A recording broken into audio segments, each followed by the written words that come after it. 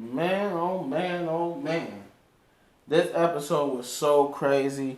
It got me switching things up a bit. You know how I like to start off with Supergirl, then it goes into Stargirl, but man, this episode was crazy. I gotta give you the Stargirl first. Gotta give you the Stargirl first. But what's going on, y'all? Welcome back to LilBigMan Gaming, bringing you a review for Stargirl Season 2, Episode 8, called Summer School, Chapter 8. Man, let's jump into it. The synopsis says, with his world crashing down around him, Rick focuses his attention on protecting Solomon Grundy. After learning hunters are after a bear in the woods, Beth becomes the target of Eclipso Slayer's plan. So, man, this episode was full of good stuff. But we start off with Rick because this is mostly you're gonna see a lot of Rick scenes. You don't even see. I think the only person that doesn't show up, that you would think that would be in this episode was Yolanda. After that whole the experience, the whole everything that she just went through, it was the story wise, it was appropriate that Yolanda wasn't in this episode, and she's not. Yolanda's not in this episode, but she's in it in a certain way. She is in this episode, but yeah, we start off with Rick. He's basically getting a visit from his teacher, right? So his teacher, she's apologizing again for thinking that he cheated, and he said, "Wow, you came all this way just to do that?" And he was like, she said, "No, well, not just that." And then she gave him some brochures and college applications with all this type of information you need to go to college, because she think he got a basically bright future in going to college. And he's really taken to it because he's really like, that's something nobody's really done for him to believe in him like that. But then his uncle, who at least I didn't realize it until later on in the episode, but it was his uncle, it didn't really was clear who this person was until you get to a certain point where it tells you that was his uncle. But yeah, his uncle basically comes to the door. He basically started chastising and cussing out the teacher. And and she just telling him, she's telling him basically the same thing, and introducing herself. And he said, "Well, you're on private property, so get the hell out of here." And she basically, he's like, "Hey," and Rick is like, "Hey," and and the teacher like, "No, it's okay, I'll leave." So and then he was, he turns back to once she leaves, he turns back to his uncle like, "Why you gotta be such a d-hole?" And he's like, and he just laughs and like, "Man, what is this?" And he looks at like college applications. He said, "Man, you be in jail long before you be in college." And then he throws it all. The paper just goes everywhere, and Rick just he ends up picking it up, and then it transitions to him. I want to say it transitions to Courtney, basically trying to figure out what she's going to do about Yolanda because she doesn't know what to do. She thinks the best thing to do is to go talk to Yolanda, but her parents Patton and her mom was like, maybe that might not be the best. So she's like, so what do I do then? And they were like, well, just they tell her she's what she went through. She's like blaming herself too. They like, this is not that none of this was your fault. You just trying to help. You were just trying to help Yolanda. And then, so what do I do? How do I help her? And she's like, why don't you could help her by just giving her some space and time to figure this all out, because she what she went through was very traumatic, especially with Eclipso messing with her mind. And Courtney's little brother, he's like, "No, that's terrible advice." He said, "What you should do is go find Eclipso and kick his butt for what he did to Yolanda. That's how you help. That's how you help Yolanda." And they look at Courtney and her brother. It was like, maybe that is the better advice. I mean, we really can't help Yolanda unless we stop Eclipso. And he break up a point. This does have Eclipso's handwriting all over it.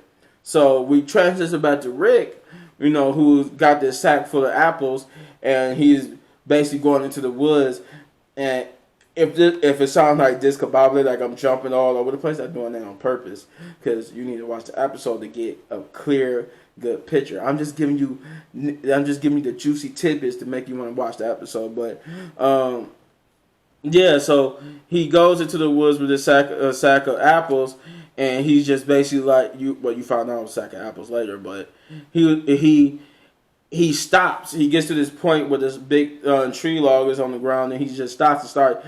He's had enough. Like everything he's been going through, his anger, his sadness, all this type of stuff, it just basically explodes out of him in this rant. He goes on this rant, just yelling into nothing, or potentially at Solomon Grundy, saying that he's tired. He's tired of giving everything into this world, doing everything he's supposed to do and getting nothing in return. He's yelling that he's tired. He's sick of it. He's tired. He's like, he's getting like, I don't know what to do. Like he's frustrated, he's angry, he's saying he's just tired. He's tired of being frustrated, he's tired of being angry and being sad, and he's tired of doing all this other stuff that he's not getting rewarded for. He feel like I should be getting rewarded for doing the stuff I'm doing, but I'm not, and it just making him feel more bad, So he sits there and just basically just contemplates everything. And then Solomon Grundy comes and sits by him and starts eating the apples. And then he starts going into this memory about this dog he used to have and how the dog was similar to like Sonya, just wild and untamed and just which is always bad. But then he said when he started showing the dog love and compassion and started treating it with kindness, and he realized the dog became a whole different dog. So he looks at Grundy like, maybe you're just like that dog. Maybe if somebody just showed you some love, kindness, and compassion, maybe you too would be different. So with that being said, he's like, oh, you know what I'm talking about. Maybe you don't even understand. You don't even understand what I'm talking about anyway. And then you still hear something going crunching on some apples. Then he just take his big hand and go poof on the back of Rick's back, and Rick's like, oh, he looks and he realized Solomon Grundy actually does understand what he's saying, and Solomon Grundy gives him an apple to eat himself, and they both sit there and just basically eat apples together. Courtney hears a knock at the door. She goes to see who it is because she's still dead set going to talk to Yolanda, thinking that might be her, her best move to try to help Yolanda at this point because she doesn't know where Calypso is. But then she goes to answer the door and realizes there's nobody there. But she looks down, and sees this gym bag full of Wildcat's clothes, and she costume, and she realized it was Yolanda at the door bringing back Wildcat. That's how Yolanda was basically in this episode. She wasn't seen, but she was basically there. It's basically alluded to that was the person who dropped off the Wildcat costume, and she basically Courtney takes it and with sadness goes down into the basement to put it back into where she got it from in the first place, realizing how sad she is that Yolanda, she can't do nothing for Yolanda, and Yolanda is really dead set on not being Wildcat. So then she start talking to the staff, trying to figure out how she could help the staff, and the staff is like regaining power, but it's still being slow. And then she takes the staff, and then she ended up going to a different part of the episode. She was to go talk to Pat, who was working on Stripesy. I think we transitioned to that first, and then she's talking to him. I think she named the staff because I forgot what she called the staff name, but she named the staff, and Pat was like, "Who is that?" And she was like, "The staff." He like, "You gave the staff a name?" She said, "You gave the robot a name," and then he's like He said something else to her, but then he like, and also let me remind you that you were the one who gave the robot the name Stripesy. You gave him that name, not me. And then, she's basically there. She's like, he's trying to explain to the JSA. Basically, doesn't they always had a plan where they go and about handling the villain. They never just rushed into things and did things like the way how Courtney wants to do it. But Courtney's saying she doesn't know what else to do. She doesn't know how to help Yolanda. She doesn't know how to help the staff. She doesn't know where Crystal is. Like, she feels completely useless. She doesn't know what to do. And, she's asking Pat, like, what do I do then? If I can't do this and I can't do that, what do I do?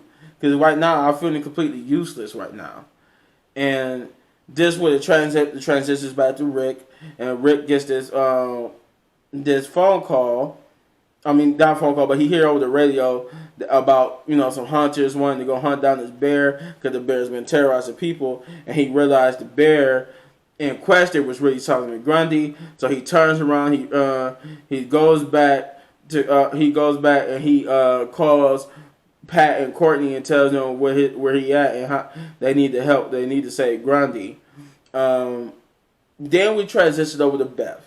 Enough of Rick and them. Now we about to talk about Beth.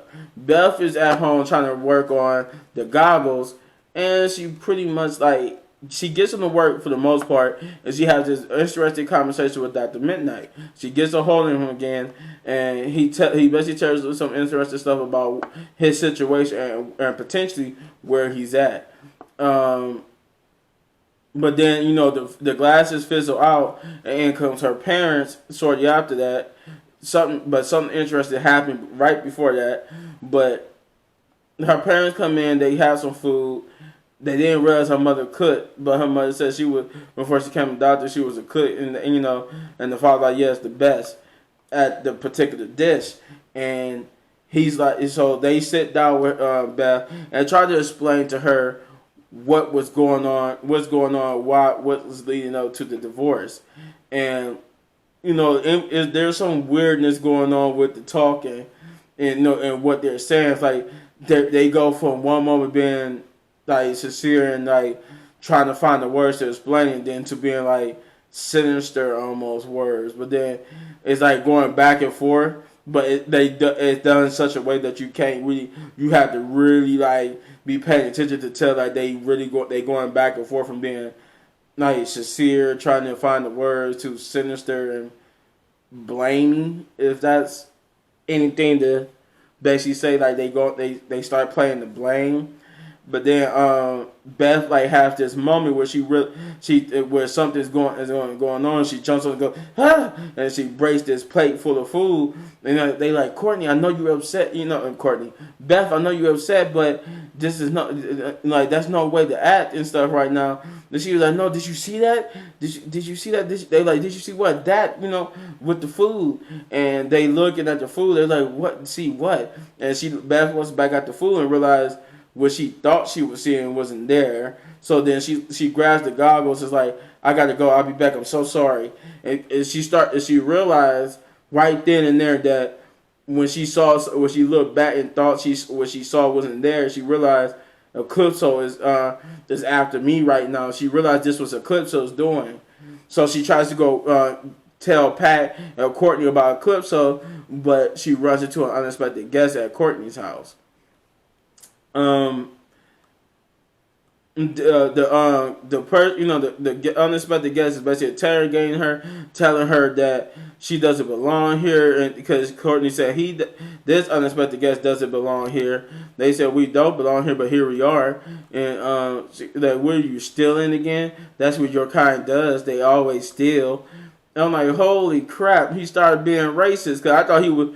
And she was like, you don't know me. He's like, I do know you. I know everything about your kind. I thought he was just talking about her being the outcast and the nerd, or somebody always forcing themselves into a group that really don't fit their social status or whatever you want to call it. But he was actually talking about her race, and he was actually talking about black people. Then when he actually just blatantly said something, she's like, oh my God, she said, oh my God, racist. He's basically being racist towards her, and it continues. But we get back to Rick for a minute. Pat and Courtney gets to where Rick says he was, and they show Rick running and trying to get back to Solomon Grundy. and he runs into these two hunters. One of them was like look like he's been beat up and he's almost like halfway unconscious. And the one hunter was telling him what happened and that they need to go get some better weaponry to handle whatever it was because it wasn't no bear and now little girls went missing in these same woods. And the hunter is trying to warn him not to stay away from this area and not to go in there, but he goes in there anyway because he's sure that Solomon Grundy wouldn't do nothing like this. And Courtney and them, they hear this as they go into they have a conversation about why Rick has been hiding such a big secret that he's been harboring Solomon Grundy. Rick gives chase throughout the woods looking for Solomon Grundy. And while Pat and them give chase, and then simultaneously switch back to Beth, who's giving chase after this mysterious person, and she falls out the stairs and ends up in the hall of the JSA. But the JSA is the original JSA members. Now they don't recognize her. They like, who are you and what are you doing here, little girl? Like, you lost? And then this mysterious person is like, yeah, yeah. Like you're just all types of wrong age. He's like the wrong age, the wrong height, the wrong gender, even the wrong color. I'm like, holy crap, this guy is racist, very racist. Yeah. And this Bev gets chased again because she gotta get the goggles back. So they catch up. They try to catch up to Rick. Rick catches up to Solomon Grundy and sees Solomon Grundy staring, looking in the water at a little girl. The little girl, you could tell the little girl that was in question who was missing. She's dead. She's dead, laying there in the water. But they are coming. But enraged, he got the hourglass on now, and he's enraged by this. He asked Grundy, did he do it? Did he kill that little girl? And Grundy just roars and runs away. And Rick gives chase, and he's calling him a monster. He's chasing him, and I'm going to kill you. And Courtney and Pat get there trying to stop him, and they see the little girl. So they go. Rick goes check. Pat goes to check the little girl, bring the little girl out the water, and something happens that made them realize what was really going on, and they give chase after Rick. So then we go back to Beth. Beth is chasing this mysterious figure, and then also she ends up back in Courtney's house, and the mysterious figure is taunting her, telling her she's this and that, she's all type, she's wrong, she's nothing, she will never be nothing, and she's scared, and she's like, well, if I'm scared, then why are you the one hiding, huh? Where you at? Show yourself, basically type stuff. And he said, and then also you get, I'm not hiding. Or I think he said, I'm not hiding on nothing or something like that, he says. And basically Bev comes face to face with Eclipso.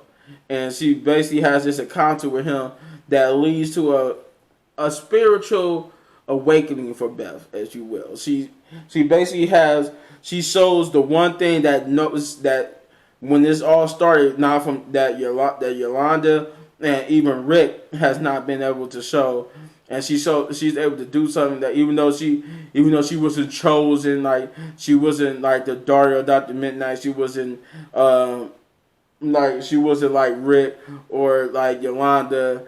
Even Courtney, even the staff chose. Even though Courtney wasn't a child of the heroes, the staff still chose her, right? So Beth realizes that even with all that, she's still the rightful person. She's still this and that, and something happens that make her realize how maybe they give her some insight to how to be Eclipso. Back to Rick.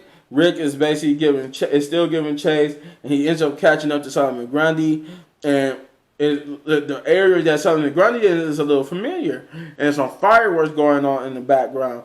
And Rick basically yells at Solomon Grundy, saying, you know, why would he do that? Why would he kill that little girl? Solomon Grundy yells at him, and then he just charges at Solomon Grundy, start fighting, and you know, while he's beating up on Solomon Grundy, he's beating Grundy up bad too.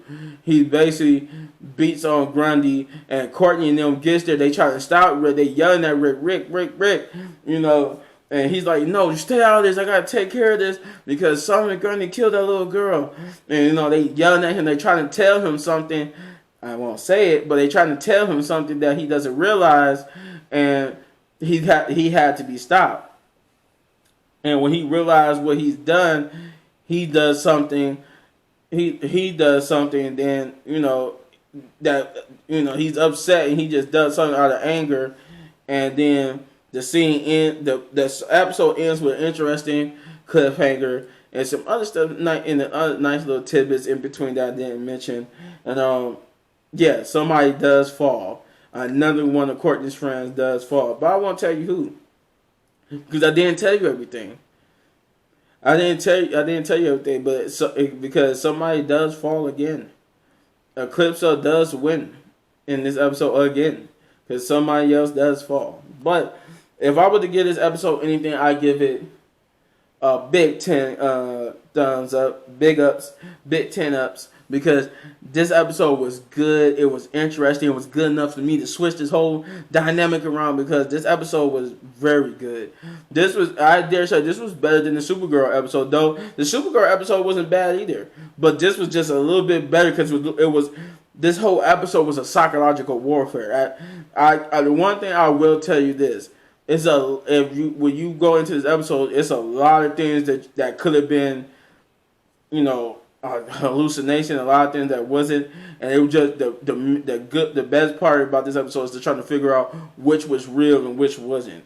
You know, it was just something. It's some things in this episode that happened, and then you find out later on in the episode that one of the things that you saw earlier that happened didn't even really happen at all.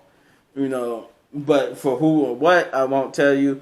But this episode is good. And if you enjoyed this review, hit that button right there in the upper right corner for all of my reviews. And if you enjoyed this video so much you want to support the channel, hit that like button. Hit that subscribe button. Become part of the family. Become part of the tribe like so many people are doing right now. You don't want to miss out. There's a lot of people who are becoming part of the tribe members. They're becoming tribe members. So you don't want to miss out, because I am going to be doing a live stream soon. And how soon? Friday or Saturday. For Ghost of Tsushima. But that is for a different video. And hit that notification button so you get notified when I drop videos. And as always, hit any one of these videos for more of my amazing content. I am going nowhere. Sit back, relax, go get a cup of water, go get some juice, whatever you want to drink. Come back, because I got another review video for you for Supergirl this time around. Peace.